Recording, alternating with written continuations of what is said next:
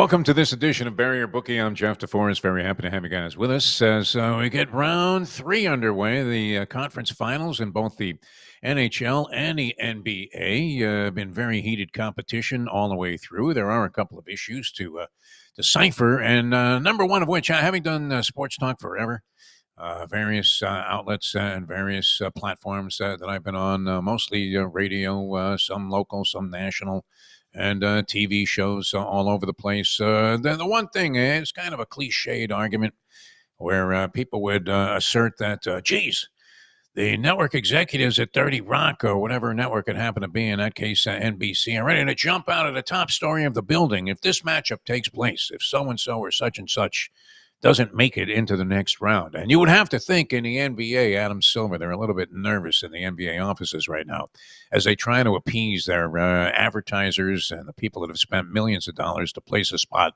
30 seconds worth of information to try and lure you into buying their service or product and using whatever insurance company or drinking whatever beer it is. If somehow the outcome does not include the New York Knicks in the championship round. Now that Denver at least has Jokic, an attraction, but they were eliminated by Oklahoma City. Oklahoma City, the best team in the league, far and away, bumper to bumper, wire to wire. They really were the top team in the NBA this year. People forget that the Houston Rockets were the number 2 seed out of the Western Conference because the distance between Oklahoma City and Houston and the differential in the way they performed, by the way, in the postseason was gargantuan. All right, so they're a little bit of a tough sell, though. There is that one commercial, I believe it might be for State Farm. I don't know what the message is because the commercial is somewhat nondescript, as are the guys that are in it, where SGA, Shea Gilgeous-Alexander, outstanding player, and worthy of all the accolades that are coming his way, is depicted there, and he's recommending whatever it is that they're selling with Chet Holmgren. And even though Holmgren would stand out literally in any crowd, being like 7'6" and 138 pounds of basketball player, I would imagine most of the country has no idea who these two guys are, and they don't embarrass them by putting up a little super to identify them. But nonetheless, somewhat nondescript team from a national recognition standpoint. And imagine if the matchup in the finals, they have to be at least pulling for OKC, the executives, because they're a little bit more identifiable than Minnesota, despite the fact that Anthony Edwards is an outstanding player and that you have other contributors. Karl Anthony Towns was recognizable, but he got traded to the Knicks. Julius Randle, I don't think, as a Midwestern commodity, has the same level of recognition that he did when he was a New York Knicks player. And if it's Minnesota against Indiana, in spite of Tyrese Halliburton's excellence and the emergence that he's had as one of the NBA stars, you would think that ratings for that series, two Midwest teams without any LeBron James or Luka Doncic type of player or Nikola Jokic, competing in maybe a 7-game series for the NBA championship. I mean, you're talking about television sets turning off very quickly and revenue just flying out the window for the NBA. So I would imagine the network executives do, in this case, have a rooting interest in the New York Knicks. And probably it's time to hide all of the sharp objects because that series looms as somewhat of a toss-up, although mysteriously, and I don't know how you guys feel about this, the Knicks are 4.5-point favorites in game number 1. And they are favored to win the series in spite of the fact that the Indiana Pacers should be able to give them all that they can handle. But the Knicks 4.5-point favorites, that's tomorrow night. Tonight, Oklahoma City, and at home, a 7.5-point favorite over the Minnesota Timberwolves. You have to lay 305 to win 100. If you're betting them on the money line, you don't want to absorb the pain and the agony and the mathematical permutations you have to do as you're watching a game going, okay, they're up 10, but if this happens and if that happens, it gets really, I mean, holy Rene Descartes, you constantly have to figure out some kind of new math. But if you don't want to lay the 7 and a hook, you've got to lay a fat price there, as you will have Minnesota on the money line plus 245 and Oklahoma City minus 305 on the money line. So I don't know if you're willing to go ahead and lay that kind of wood to avoid having to contemplate in and factor in the points. But that's going to start out tonight in the NBA. In the NHL, you have the beginning of the Eastern Conference Finals tonight, and that features the Florida Panthers. That's our hometown team, and they're going against the Carolina Hurricanes. During the regular season, the Panthers were 2-1 against the Hurricanes, and I don't think the games were close. If you have the Hurricanes, who are the home team, Panthers find themselves as defending Stanley Cup champions on the road to open up their third consecutive series. They've been very effective. Of course, it took them 7 games, and they go on the road and annihilate the Toronto Maple Leafs. So all the people in Quebec are face down in a vat full of Molsons, but Carolina, a formidable opponent, and one of those teams plays a very tight defensive game.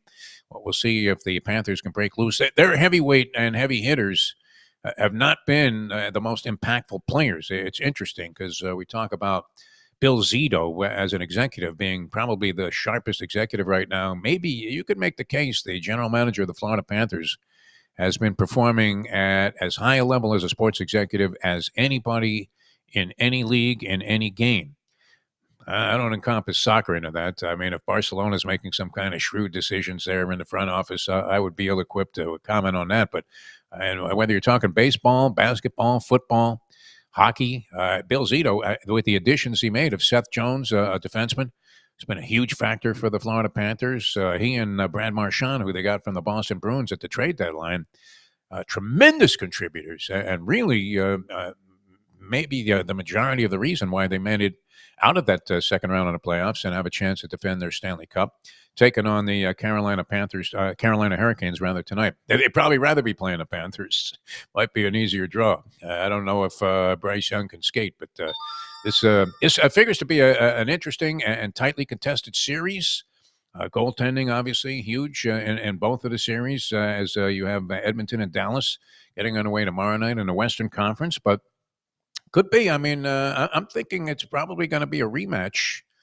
I'm no Don Cherry on this, but I would love to see him run it back from last year's Stanley Cup final, Edmonton and the Florida Panthers. And this is an area that we originate the program from, South Florida, and you would have never imagined when the Panther franchise, I was around covering all of these events as it was starting to be speculative that the South Florida area would be awarded an expansion franchise. You thought, well, geez, this was at a time where the NHL was starting to make inroads and thinking they should expand into the South.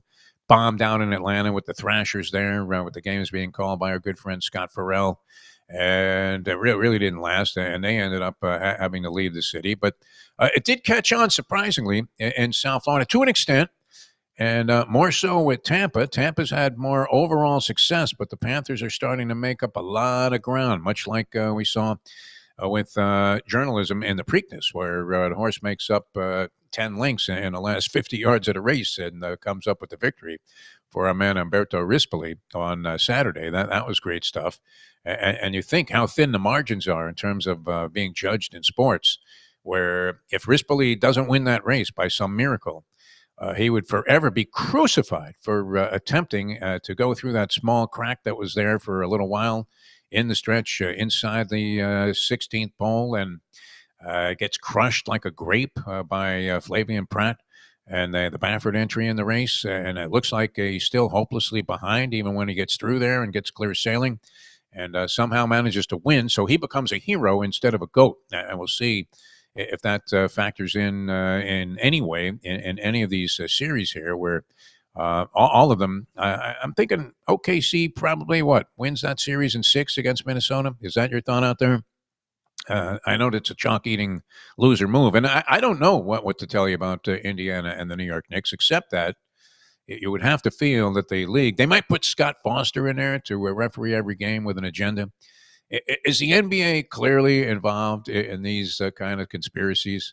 Well, when you think about it, this whole thing with Luka Doncic being traded by Nico Harrison and the Dallas Mavericks, and then Harrison was a little too cool about it. You would imagine that an executive that made this level of blunder, at least in everybody's opinion, would be suffering from such stress that they would have to lock this guy in a rubber room. That's where you would find him, somewhere talking to himself like De Niro in The Taxi Driver. You talking to me? You talking to me? But he appeared to be the epitome of cool, even as he made the bold admission that, well, I didn't realize how popular Luka Doncic was. Come on, Nico. You're an executive in a major league sport, in a professional sports league, and you don't know how popular this player is around the world, Luka Doncic, who also happens to be averaging like 35 points a game and making major contributions and getting triple doubles every night. And even if he's fat, even if he's like Paul Koharski, the referee in hockey, that remember the coach yelling at him, "Have another donut, Koharski." I mean, even if he's stuffed like Oliver Miller, may he rest in peace, you couldn't fail to recognize that this guy was a great player and your most popular player, and from a marketing standpoint, one of the essentials if you were going to keep the Dallas Mavericks relevant. Now, nothing wrong with Anthony Davis. He's a good player. He's often injured. He's farther along in his career than Doncic would be. You would have to imagine that if you were evaluating this on whether or not you got fair value in return for a generational superstar, the answer to that would be a flat out no. But that being said, somehow Nico Harrison maintained a level of cool throughout the whole process to the point where they get to the draft lottery. And lo and behold, with a 1.8% chance, you're banking into an over 50 to 1 shot here for you odds making calculators out there. Above 50 to 1, something like 52 to 1, where the odds against them getting the number one overall pick. And they just happen to get the number one overall pick in a year where Cooper Flagg figures to be among the most popular players in the NBA, certainly this year. And if he acquits himself the way that he did, and people think that he will as a professional player, where I would think he would flourish even more so than he did in that first year at Duke, then you're off the hook. Because in spite of trading Luka Doncic in one of the biggest blunders, and this wasn't like the Nolan Ryan for Jim Fregosi trade or one of those deals, Lou Brock for Ernie Broglio, because it was hard to see that the team that was trading the eventual superstar what was doing exactly that. Nolan Ryan had control issues when he was with the Mets. They felt they needed a guy that could play third base, even though they were converting an aging Fregosi from shortstop. And they end up, trading a guy who was a legendary Hall of Famer, a strikeout king, an attraction in Nolan Ryan, one of the great pitchers of all time. And Lou Brock, I think, I want to say, was like a 260 hitter, although with massive potential, but it hadn't really flourished yet and manifested itself when he was with the Cubs. And the Cubs, needing pitching, got themselves what they thought was going to be a perennial 20-game winner in Ernie Broglio. But turned out that Broglio didn't do much and distinguished himself as a Cub, and Lou Brock went on to a Hall of Fame career. So I don't know that it was one of those type of trades because we knew what Doncic was capable of. But if the reward was, and there was some kind of wink-wink arrangement with the NBA, that, don't worry, Nico. Did he seem to be a little bit too cool for a guy that had just made one of the great blunders of all time? Maybe so. So if you believe in conspiracy theories, the point being, if you're betting these series, you would have to think that somehow there is a conspiratorial effort on the part of the NBA to make sure at this stage, with the Lakers out of it, Golden State and Steph Curry out of it, Jokic out of it, the Boston Celtics defending champions out of it, that without the New York Knicks somehow in the finals, the NBA is doomed as a television entity. And while they probably are not about to go out of business, they might consider doing what they did in the past with the NBA Finals, and that is showing them at 11 o'clock at night on tape delay on some obscure network. I mean, you may be watching these games on C-SPAN if it turns out that the matchup is Minnesota and Indiana. So a lot of interesting things on the table there and an awful lot at stake. And it all gets underway tonight. I'm looking at the odds on the Carolina-Florida Panther game. Carolina slight favorites here on the money line at minus 125. You're getting plus 105 with a feisty Florida Panther team coming off that big blowout win in Game 7 rather, on the road against the Toronto Maple Leafs. They're big players that really haven't come through yet, so maybe they're due. That's one way of looking at this game. Hockey, a very difficult sport to handicap, I would think. Maybe some of you guys are having great success. If you are, you're doing better than most. But you would have to think possibly tempting to take a little taste on the Florida Panthers. Gets back into the old argument in handicapping about rest versus rust. Panthers coming out of a 7-game series. Carolina was kind of cruising their way into this spot and has been resting for some time. Are they better off being on ice for a little while, literally, before they hit the ice tonight? or and that was figuratively. They were on ice, but they'll literally be on there tonight. Or are you better off having just been in a bloodbath competition where you found a way to excel at the moment of truth, and a couple of nights later you find yourself in the opening round on the road of the next series? Are the Panthers ripe to steal one? I want to think yes, because we're living here in South Florida. But use whatever judgment you have on that. If you have a theory about rest versus rust, because I'm thinking the Panthers come in here with a little bit of momentum, and possibly, if I was gonna go ahead and bet this game, which I think I'm gonna lay out of it, but if I was gonna bet this game, I would be tempted to take a shot with the Florida Panthers, in spite of the fact that Carolina plays that tough defense and may make it very difficult for them to get a bunch of shots off in this game tonight. They were 2-1, the Panthers, in the regular season, on top of Carolina. So if you're using that as a barometer, they took 2 out of 3 in the regular season. On the other side of things, Edmonton and Dallas. Dallas won the season series 2-1. So not a big uh, body of work to use as a barometer as to who's the better team. Edmonton has had great momentum in the postseason. Dallas has been very efficient also in making their way into this round. Dallas has the home ice advantage. So I'm thinking there was a reason, and I didn't really fully understand it, why Dallas was favored by the odds makers to win the Stanley Cup overall. They were plus 600. The Panthers were plus 650, and everybody else was in double digits. So the Vegas people, there's a reason that they don't have to turn the electricity off at any time in the city of sin. They're pretty sharp on this kind of thing, even when it comes to an abstract sport like hockey, which is difficult to handicap. And so you're thinking Dallas probably prevails in the series, even though there'll be a lot of sentiment. I would imagine a lot of money is going to be sent in on the Edmonton Oilers in this one. So lots of possibilities here as we have the playoffs getting underway in the conference championship rounds of both the NBA and the NHL.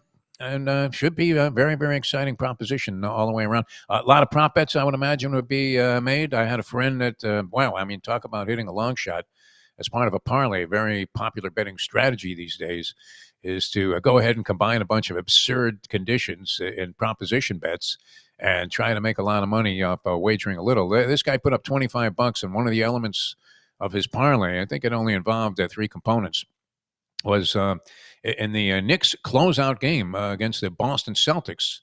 He took a 22-1 Josh Hart to have a triple-double. Now, Josh Hart typically is not a triple-double type of guy. And of course, late in the ball game, he dishes one off while the Knicks were well ahead in blowout fashion. The fact that he was even in the game, what was somewhat prohibitive, and he dishes off a shot to a shooter in the corner who cans a three-pointer for his 10th assist, and this guy cashes and ended up picking up like $1,500 for his $25 bet. So if you're bold enough to go ahead and make predictions like that, you can go out there and make a score, and I would imagine that there'll be a lot of proposition wagering factored in by the many people out there that enjoy such things and are fans and followers of Bury Your Bookie. So good luck tonight with everything. We're going to give a little sniff on the Panthers. Not a lot of money. Plus 105 to have a shot coming out of that series against the Maple Leafs to be sharp tonight. So they'll probably get bludgeoned 6-1, as we're not exactly Don Cherry when it comes to hockey predictions. But we will get into it, and just having $5 on a game certainly enhances your enjoyment overall in watching it. So good luck with all of your wagers tonight. The other game, of course, is Minnesota and OKC. Laying a 7.5 with OKC against Minnesota.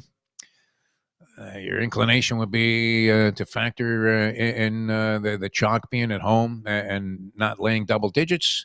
This was a team, OKC, that was blowing people out. I think they had a much tougher matchup overall going against the Denver Nuggets. But the Nuggets were kind of hit or miss in that series. First team, I believe, in NBA history to lose 3 postseason games by 30+. And yet they were right in there fighting to the end, taking it to a Game 7 in that second round against OKC. So we'll see if OKC is sharp. Minnesota's been resting after their relatively easy and routine second-round win over the Golden State Warriors. So, and they essentially knocked California right out of the postseason. So we'll see if the Ant-Man can stand up there and Rudy Gobert and company.